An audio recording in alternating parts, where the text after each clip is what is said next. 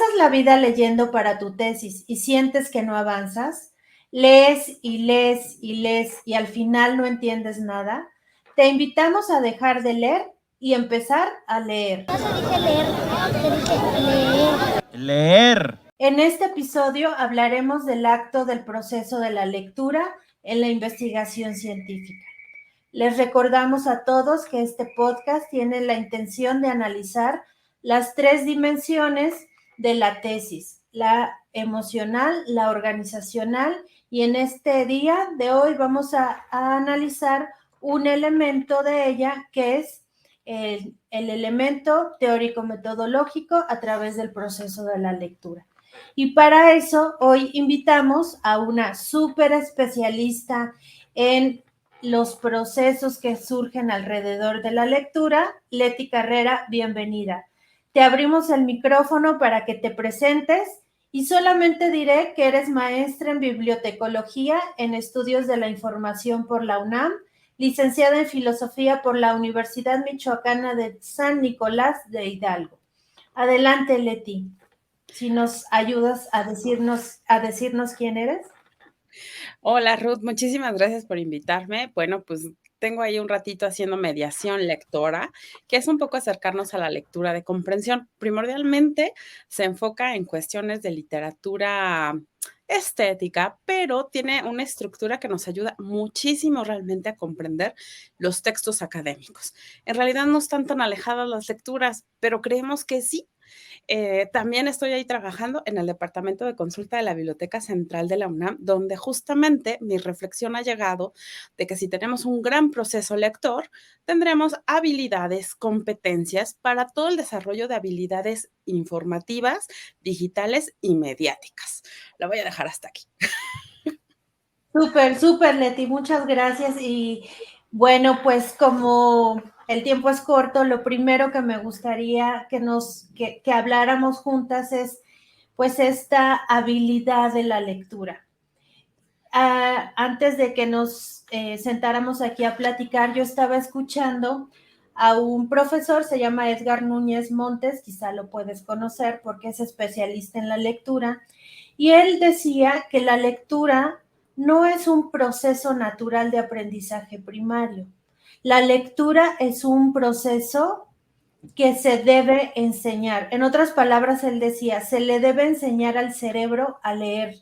Y esto para mí me resultó determinante porque el sistema educativo en general no procura la lectura comprensiva. Claro, nos enseña a leer, pero como a expresar solamente los diptongos, una frase, un sonido, pero no hay una comprensión, y eso lo sabemos, no es nada nuevo. Desde niños pasa todo esto, y en el momento en que se necesita una lectura con tintes de producción de conocimiento científico es donde pues las cosas ya no funcionan bien. Quisiera primero que nos hables de esta habilidad lectora y su consecuencia en términos de la lectura que no se comprende. Pues fíjate que este maestro tiene toda la razón. El problema es que se nos ha olvidado justamente que leer y escribir es un artefacto, es una herramienta cultural que surge con el proceso de la vida. Otra reflexión que quiero hacer es que en el fondo realmente la alfabetización tiene aproximadamente solamente 100 años de forma general en la humanidad. Hay que recordar que antes del siglo XX solamente leían o los ricos, o los que estaban en las universidades, o los que estaban en ciertas cúpulas de poder. Entonces solamente tenemos 100 años tratando la alfabetización, el poder escribir y el poder leer en toda la cultura. Ahora, justamente siguiendo con lo que dice este maestro, yo les presento este libro, El cerebro lector, ahí está, que justamente Stanislas de Ariné nos dice que realmente nuestro cerebro tuvo que dejar la parte del cazador y del nómada, el recolector, para darle espacio a la lectura. Es muy fuerte, como tú dices, porque tenemos que entender que el proceso de unir los grafos con los sonidos nos lleva realmente más de 2 años. Y el otro problema es que la escuela sí nos habla de lectura de comprensión, pero al estilo Pisa. Cuando nos dicen la pregunta, ¿de qué color es la caperuza de Caperucita? Roja, ¿no? ¿Quién se comió a la caperucita? El lobo, porque son exactamente una lectura literal. A veces el examen PISA está enfocado en estos puntos, pero no son puntos que nos permiten, como tú dices, la creación de conocimiento. Se nos olvida que hay ideas que están basadas en ideas, el origen de las ideas. Creemos que leemos a Foucault, pero se nos olvida que si regresamos a leer todo lo que Foucault leyó o todos los filósofos que estuvieron antes de Foucault y sus influencias, muy seguramente llegaríamos a Aristóteles o a Platón. Y estos procesos lectores de construcción del conocimiento es lo que a veces no nos dicen en la escuela. Y es el verdadero problema que enfrentan nuestros chicos, uno, para hacer las citas y dos, para hacer las lecturas. Si Hegel está diciendo eso, ¿con qué filósofo se está peleando? ¿O a qué filósofo está siguiendo? Y estas reflexiones, incluso en la literatura estética, no las hacemos, ¿no? ¿Dónde están las estructuras similares de las princesas, por ejemplo? Entonces, aquí lo que tenemos que reforzar es justamente estas visiones de lectura de comprensión, pero a veces obligándonos a salir de los cánones y los cuadros que siempre nos tienen encerraditos, hacer otro tipo de preguntas. Por ejemplo, cuando leemos un texto académico, pensar dónde están los puntos que el autor está contrariando o en dónde mete ideas que él dice, no estoy de acuerdo con esta idea y genera todo el argumento alrededor de por qué no está o por qué sí está. Y esos son detalles que a veces no nos percatamos porque estamos muy adheridos a una idea de si no lo dice el texto, no lo puedo sustentar. Ujú. Sí, sí, sí. De alguna manera, creo que también una de las fallas es que parecería que cuando leemos ya tenemos inserto o ya estamos en una apropiación del conocimiento, pero eso no pasa. En realidad, eso a veces solamente se queda en el acto mismo de terminar un texto, pero sin que haya pasado por los chips del cerebro y uno lo pueda reproducir de tal forma que haya una, pues sí, una apropiación del conocimiento que después se pueda replicar con las propias palabras.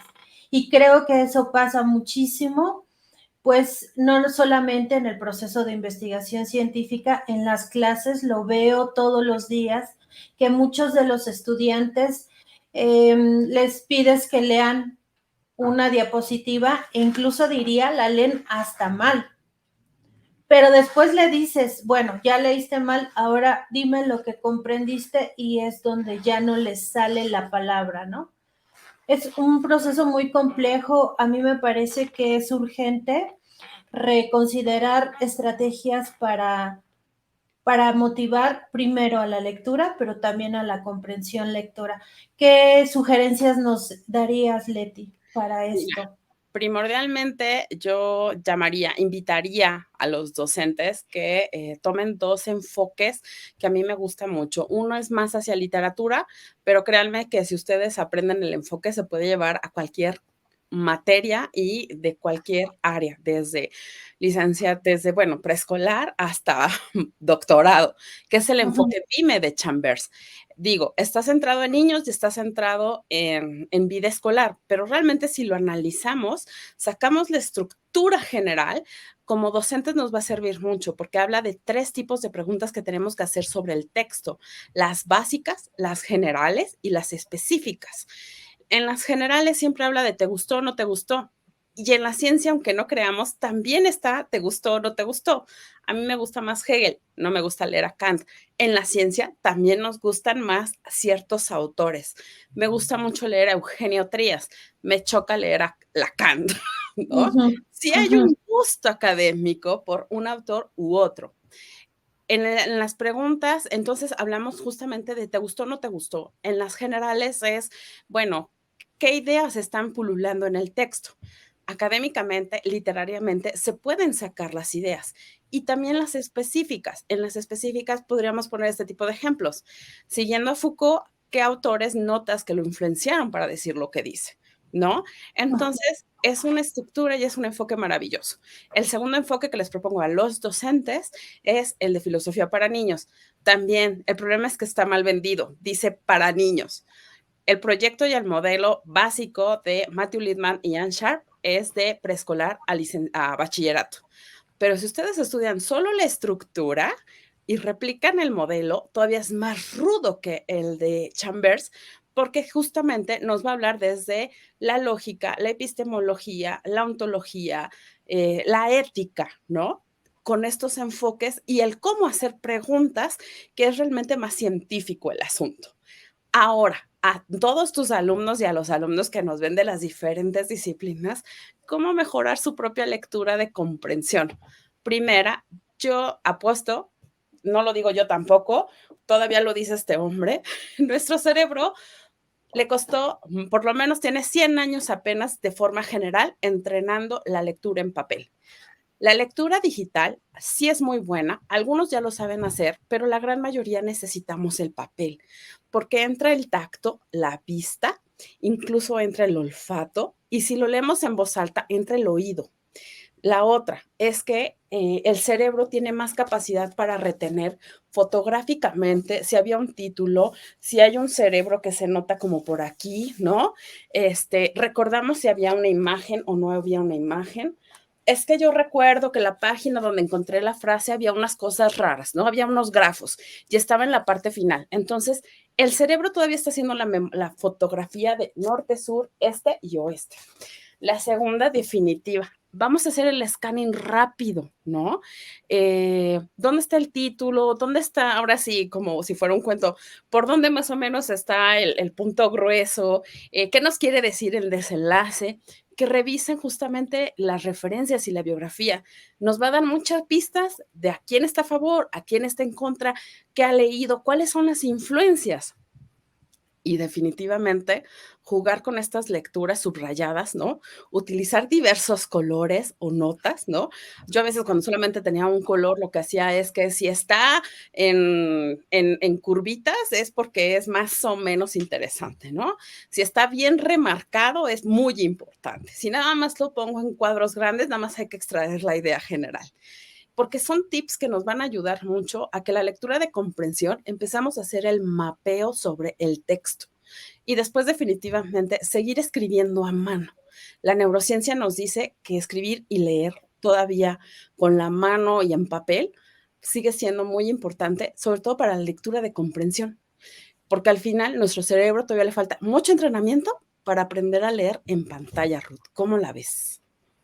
Pues mira, muy interesante. Definitivamente voy a leer ese libro que nos está recomendando. No lo conocía, pero creo que los que nos dedicamos al acto de la docencia tendríamos que pues revisar estos textos que a veces también se nos pasan y creemos que sabemos leer. Lo que yo me llevo de esta última intervención, entonces es como hacerle preguntas a la lectura, ¿cierto? Como este método que nos sugieres es preguntarle a la lectura y no nada más dejarlo en una, pues sí, en una lectura de un texto sin ir más para allá.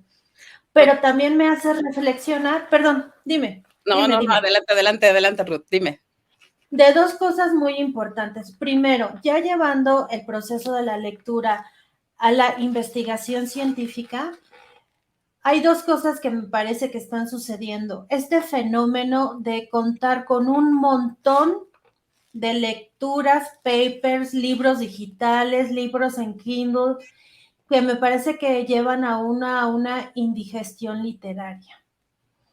Y de pronto te puede parecer pues magnífica la tecnología en términos de que uno con un clic pueda tener el libro, pero lo otro no sucede.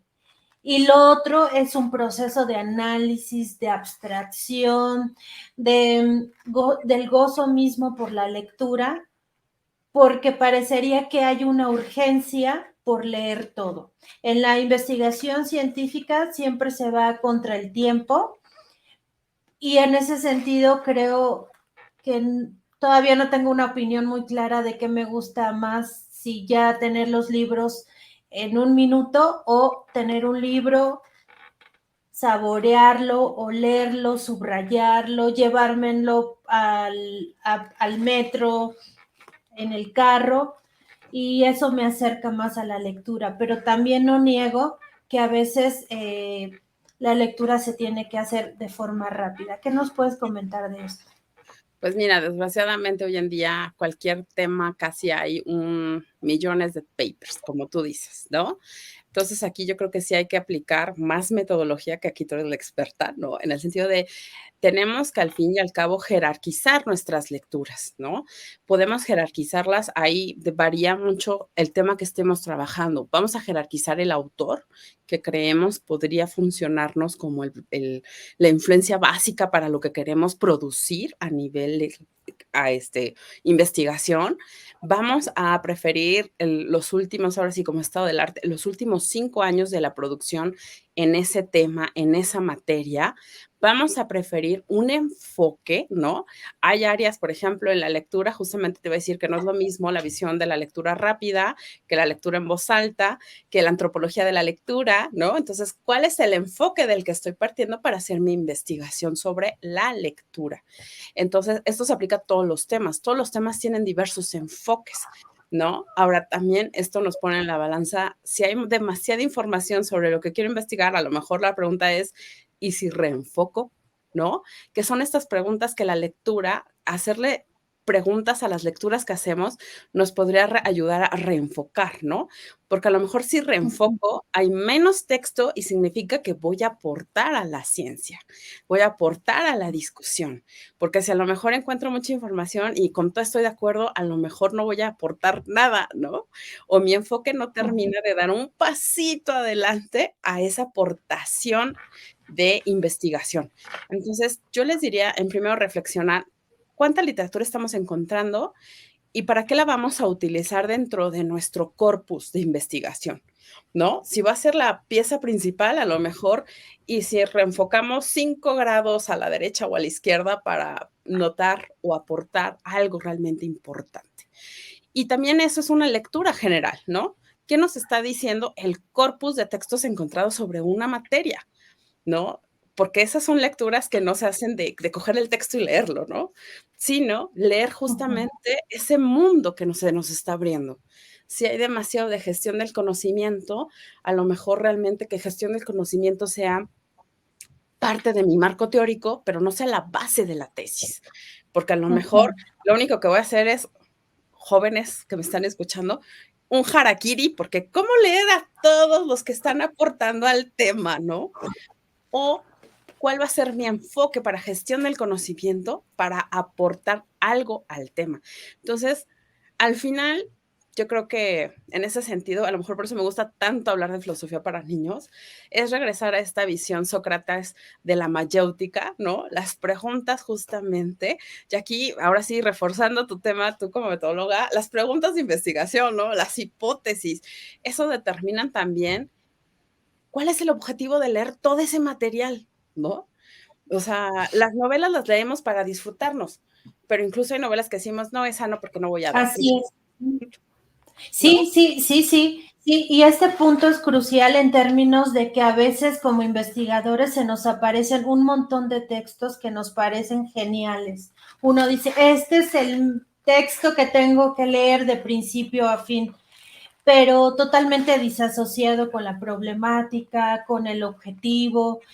No hay un orden, no es una lectura dirigida, digamos, es un montón de lecturas que además pasan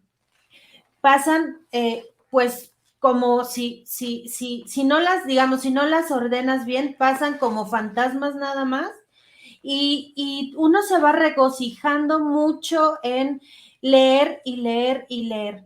Yo sé que pues no es tu especialidad la escritura, como lo es la lectura, pero sí debe de haber un vínculo entre lectura y escritura. A veces yo he visto que los tesistas tienen malas prácticas en la lectura y en el señalamiento de la lectura. En lugar de que le hagan una anotación al texto o una pregunta, como tú no lo dices, pues ponen un post-it o un marcador, o ponen muy importante y luego muy, muy, muy importante o menos importante. Entonces al final tienes un montón de notas que no ayudaron de un montón de libros que tampoco te están abonando y la escritura se queda atrás.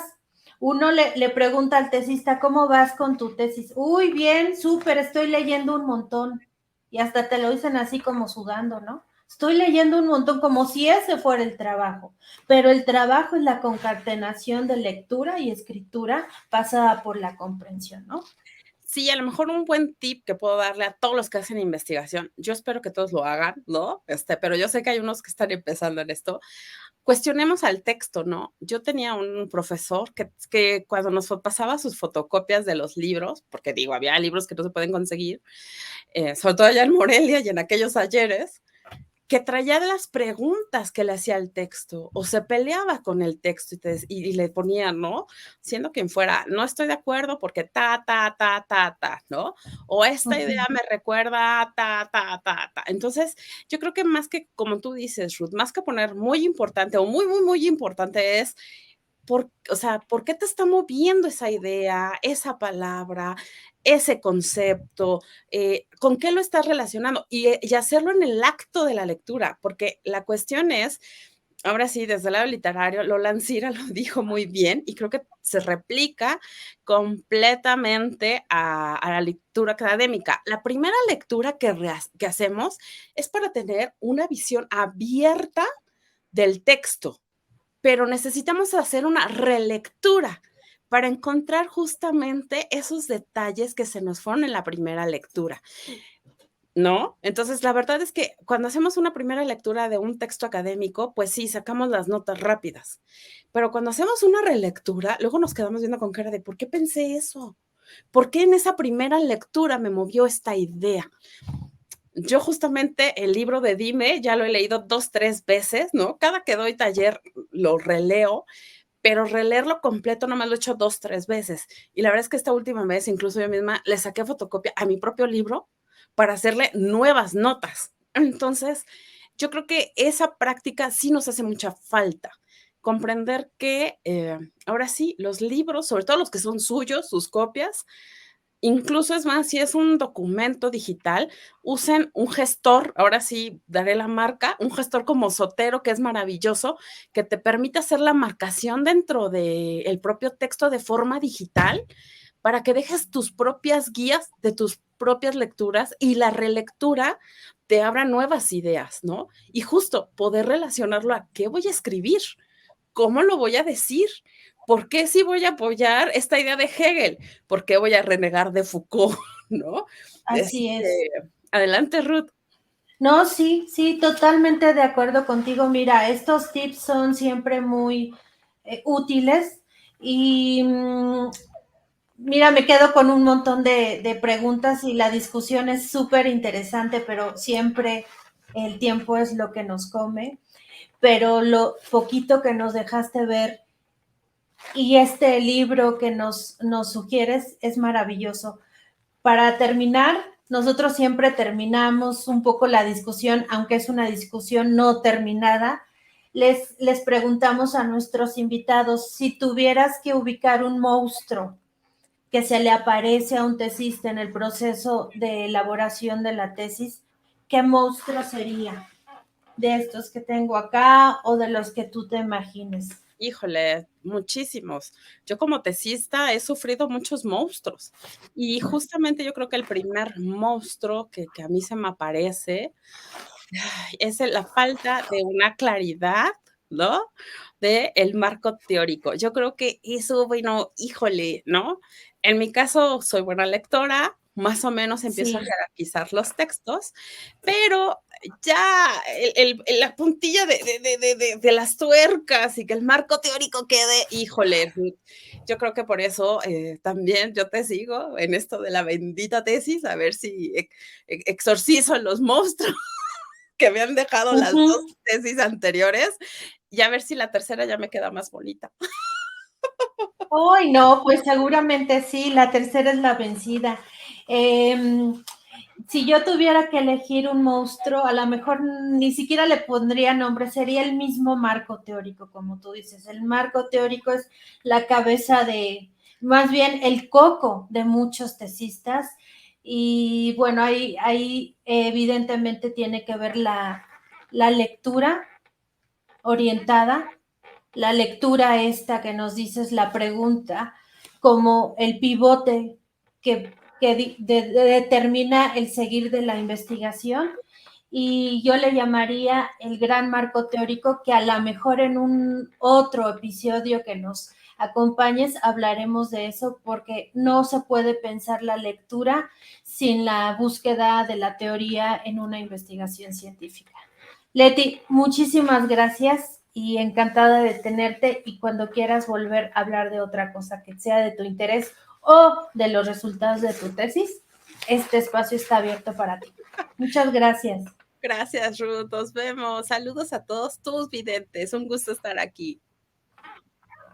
Y bueno, pues agradecemos a todos los que nos siguen, a los que están atrás de este podcast, que son América Salmones y Juan Manuel Molina, que nos tiene unas palabras de cierre. Juan, por favor. Hola, espectros tesistas, espero que se encuentren muy bien, espero que estén escuchando en este espacio. Y antes, rápidamente, cabe mencionar y hago una pequeña reflexión de que yo, como recién egresado, por así decirlo, ya pasé estas vivencias, ya aún las tengo frescas, entonces creo que la lectura ha sido una parte crucial en la adquisición del conocimiento a lo largo de nuestra vida académica, no nada más en la licenciatura. Creo que desde que nos enseñan a cómo pronunciar las palabras, a cómo leer oraciones, cómo conjugarlas, cómo analizarlas, entonces creo que a través del tiempo se pierde esa importancia que tiene, porque suponemos que es una actividad sencilla, ¿no? Es una actividad que todos sabemos leer, ¿no? Todos sabemos leer, entre comillas, ¿no? Porque ya vimos que no. Entonces es muy interesante conocer todo este proceso que involucra verdaderamente leer y no realizar una lectura como leer, ¿no? Entonces es bueno y es como importante ver como todo este proceso que hay detrás en la reflexión, el análisis y sobre todo generar el conocimiento. Y bueno, para no hacer muy grande este espacio, agradecemos demasiado que pudieras estar con nosotros, Leti. Ha sido un verdadero honor tenerte como invitada a nuestro podcast. Queremos expresar nuestro más sincero agradecimiento por este tiempo, tus experiencias, los conocimientos, los tips que nos has dado. Entonces, dinos, ¿en dónde podemos encontrarte? ¿Cuáles son tus redes? Pues sobre todo búsquenme en Facebook, que es donde estoy más activa. Ahí para encontrar mi dirección está un poco rarita, es filoslecalo.bibliocarrera, o pongan Leticia Carrera López. En LinkedIn estoy también, Leticia Carrera López. En Twitter se los voy a dar, pero no estoy muy activa, que es @LeticiaCarlop, que es la contracción de Carrera López. Y bueno, les deseo que sus lecturas sean maravillosas. Recuerden, hay más libros que leer que vida que vivir. Seleccionen bien lo que leen, por favor. Y no olviden seguirnos en nuestras redes sociales, en Facebook, Instagram, TikTok, LinkedIn, además de compartirnos sus testimonios en nuestra página web, porque son demasiado importantes para nosotros, queremos escucharlos, y además recuerden que la razón de ser de este espacio es por ustedes. Entonces esperamos con ansia sus testimonios, sus historias de terror y todo lo que quieran compartirnos con nosotros. Muchísimas gracias y los esperamos en próximos episodios.